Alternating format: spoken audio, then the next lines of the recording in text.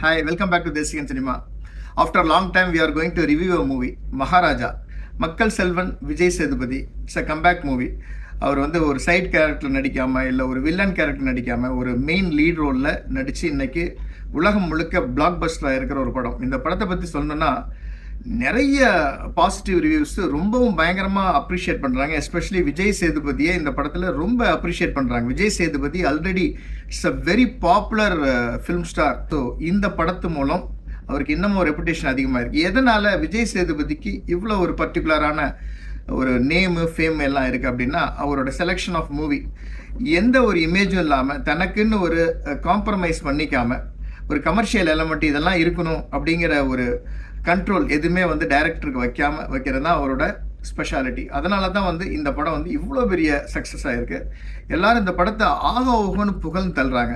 இதை விட நல்ல படங்கள் இதே மாதிரி ஜேர்னலில் நிறைய வந்திருக்கு.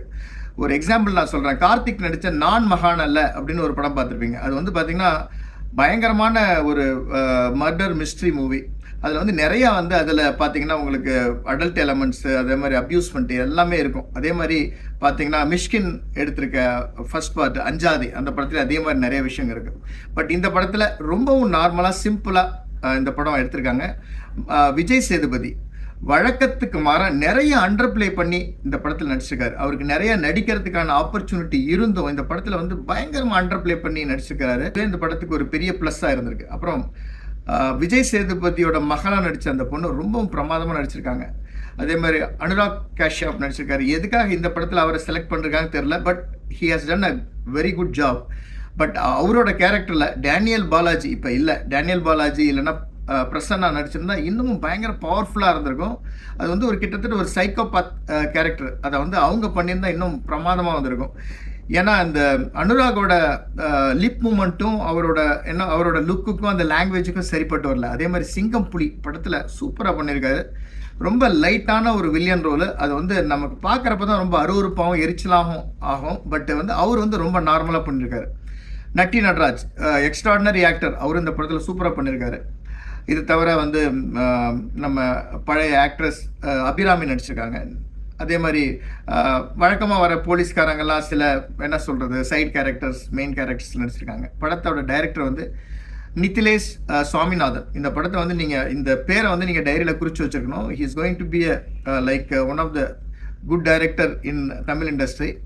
இந்த படத்தில் மெயினாக வந்து என்னென்னா, இந்த படத்தில் ஸ்டோரி வந்து ரொம்ப சாதாரணமான ஒரு ஸ்டோரி. இதை வந்து எடுத்திருக்கிற ஸ்க்ரீன் பிளேயோட அந்த ஸ்க்ரீன் பிளே பண்ணியிருக்க விதம் நான் லீனியர் அப்படின்னு சொல்கிற இந்த ஃபார்மேட் வந்து ரொம்ப சூப்பராக ஒர்க் அவுட் ஆகிருக்கு. நிறைய படம் வந்து நான் லீனியர் ஃபார்மேட்டில் வருது.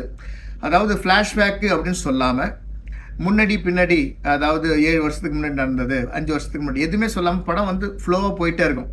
பட் எது வந்து ப்ரெசென்ட்டில் நடக்குது, எது வந்து பாஸ்ட் டென்ஸில் நடக்குது நமக்கு தெரியாது. படத்தோட எண்டில் தான் வந்து அது எல்லாமே தெரியும், ரிவீல் ஆகும். அதுதான் வந்து நான் லீனியர் ஃபார்மேட் அப்படின்னு சொல்கிறது. அதை வந்து ரொம்ப சூப்பராக இந்த படத்தில் யூஸ் பண்ணியிருக்காங்க. அவ்வளோ எஃபெக்டிவாக வந்திருக்கு. ஃபைனலாக வந்து அதோட அவுட்புட் அந்த கிளைமேக்ஸில் லாஸ்ட்டு அந்த கிட்டத்தட்ட சொல்லப்போனால் செகண்ட் ஆஃப் ஃபுல்லாகவே கிளைமேக்ஸ் தான் சொல்லலாம். நிறைய ட்விஸ்ட்டு ரொம்ப சூப்பராக ஒர்க் அவுட் ஆகிருக்கு. படத்தில் அந்த final climax unexpected. It's a treat. Suspense த்ரில்லருக்கு வந்து இந்த படம் வந்து it's a treat to watch. அதே மாதிரி விஜய் சேதுபதி ரசிகர்களுக்கு இந்த படம் ரொம்ப பிடிக்கும்.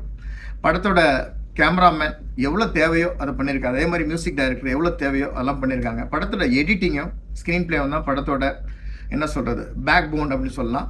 இந்த படம் இன்றைக்கி வந்து பயங்கரமாக எல்லாரும் படம் அதாவது வெவ்வேறு லாங்குவேஜிலேருந்து நிறைய பேர் வந்து என்னோட ஒர்க் பண்ணுறவங்க அவ்வளோ சூப்பராக இந்த படத்தை அப்ரிஷியேட் பண்ணியிருக்காங்க. It is nice to hear.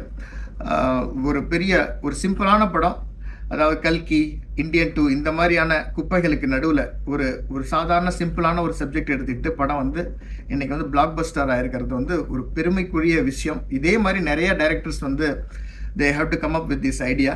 Please watch this movie. என்னோட ரேட்டிங் இந்த படத்துக்கு 4 star out of 5. Thanks for watching Desikan Cinema.